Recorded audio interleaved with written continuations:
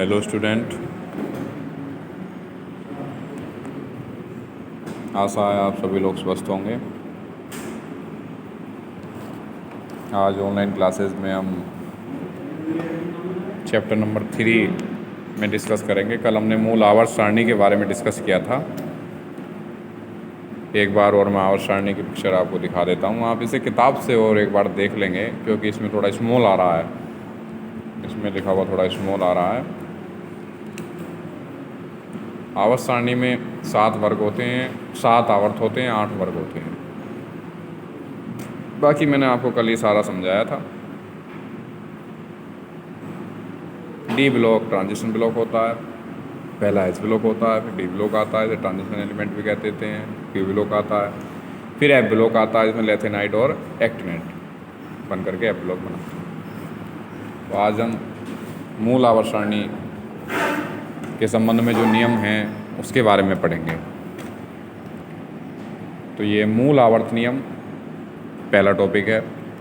तत्वों के भौतिक एवं रासायनिक गुण उनके परमाणु भारों के आवर्ती फलन होते हैं। ध्यान से सुनेंगे। मूल आवर्त नियम, तत्वों के भौतिक एवं रासायनिक गुण उनके पूर्ण परमाणु भारों के आवर्ती फलन होते हैं। तत्वों के भौतिक एवं रासायनिक गुण उनके परमाणु भारों के आवर्ती फलन होते हैं। नेक्स्ट टॉपिक है आधुनिक आवर्त नियम। केवल इतना अंतर है इसमें परमाणु भारों का आवर्ती फलन था, इसमें तत्वों के भौतिक एवं रासायनिक गुण उनके परमाणु क्रमांकों के आवर्ती फलन होते हैं। केवल परमाणु भार और परमाणु क्रमांकों का केवल अंतर है दोनों नियम में, वो मूल आवर्त नियम है या आधुनिक आवर्त नियम है। मेंडलीव की मूल आवर्त सारणी, मेंडलीव की मूल आवर्त सारणी में 7 आवर्त और 8 वर्ग होते हैं, जैसा मैंने आपको भी बताया था। आवर्त सारणी के बारे में मैंने आपको कल भी बहुत सारी बातें बताई थी। जो मोस्ट इम्पोर्टेंट हैं वो आपको ज़रूर पढ़नी चाहिए, क्योंकि बिना उसके पढ़े इस चैप्टर में आप आगे नहीं पढ़ पाएंगे। मेंडलीव की मूल आवर्त सारणी के दोष: समस्थानिक और समबारिकों के लिए उच्च स्थान का न होना, खोजे जाने वाले नए तत्वों के लिए रिक्त स्थान का न होना। तो ये मेंडलीव की आवर्त सारणी के बारे में मैंने आपको कल भी बताया था, आज भी मैं मोटा मोटा बता देता हूँ।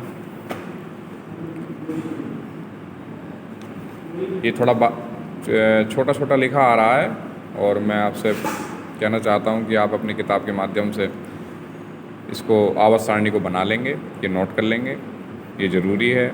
बिना इसे नोट करे आपके ये जो धातु हैं और जितने भी हमारे एलिमेंट हैं, तत्व हैं, आप इन्हें याद नहीं कर पाएंगे, आपको पता नहीं पाएगा।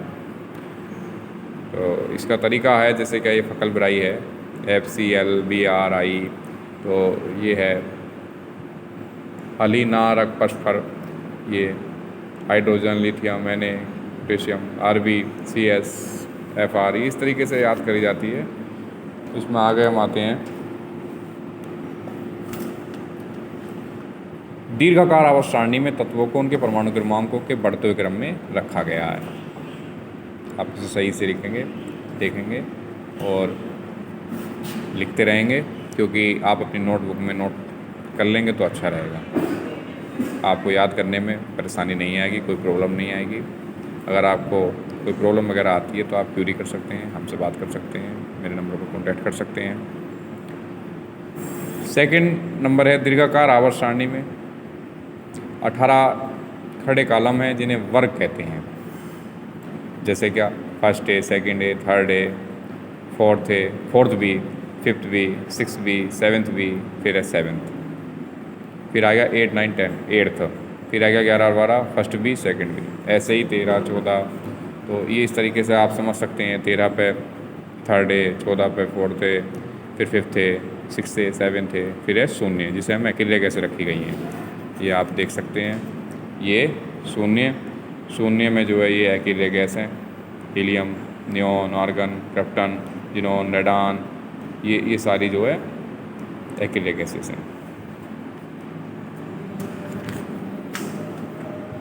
तीसरा है दीर्घाकार आवर्त सारणी में 7 क्षैतिज पंक्तियाँ हैं, जिन्हें आवर्त कहते हैं, पीरियड कहते हैं। आवर्त ये हैं, मैंने कल भी बताया था आपको। आवर्त ये होते हैं 1, 2, 3, 4, 5, 6, 7, ये वर्ग होते हैं, ये आवर्त होते हैं। अब आप देख सकते हैं ये दीर्घाकार आवर्त सारणी में 7 क्षैतिज पंक्तियाँ हैं जिन्हें आवर्त कहते हैं। ये आवर्त है, ये आवर्त के नाम है। पहला अति लघु है, दूसरा लघु है, तीसरा लघु है। तत्वों की संख्या पहले में 2 हैं और लघु में 8 हैं, तीसरे लघु में 8 हैं एन से ये 18 तक। चौथा दीर्घ है, 18 हैं तत्वों की संख्या के 9 से के 8 36 तक आप देख सकते हैं। 5 दीर्घ हैं 18, आर भी 37 से 54 तक हैं। 6 अति दीर्घ हैं, ये 32 हैं, सी एस 35 से रेडान 26 तक हैं। 7 अति दीर्घ हैं 32 से पूर्ण, ये एफ आर 87 से 118 तक हैं। तो ये आवर्त सारणी के बारे में। दीर्घाकार आवर्त सारणी को 4 भागों में बांटा गया है। पहला एस ब्लॉक है, दूसरा पी ब्लॉक है, तीसरा डी ब्लॉक है, फिर एफ ब्लॉक है। मैंने कल भी आपको बताया था पहला एस ब्लॉक है, जैसे कि मैं एक बार और आवर्त सारणी में आपको बता देता हूँ। ये देखो ये एस ब्लॉक है, फिर डी ब्लॉक है, फिर पी ब्लॉक है और फिर एफ ब्लॉक है। इसके बारे में मैंने कल आपको बताया था।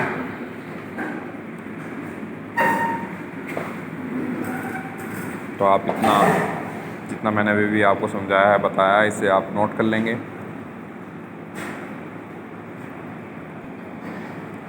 और आधुनिक और दीर्घाकार आवर्त सारणी के उपयोग।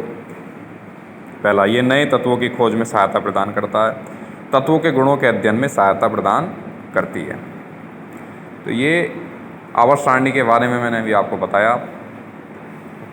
आप अपनी नोटबुक में जो भी मैंने आपको बताया इसे नोट कर लेंगे, क्योंकि कल जो मैंने आवर्त सारणी आपको बताई थी पीरियोडिक टेबल, उसे भी आप नोट कर लेंगे, उसे बना लेंगे, किताब से देख करके बना लेंगे।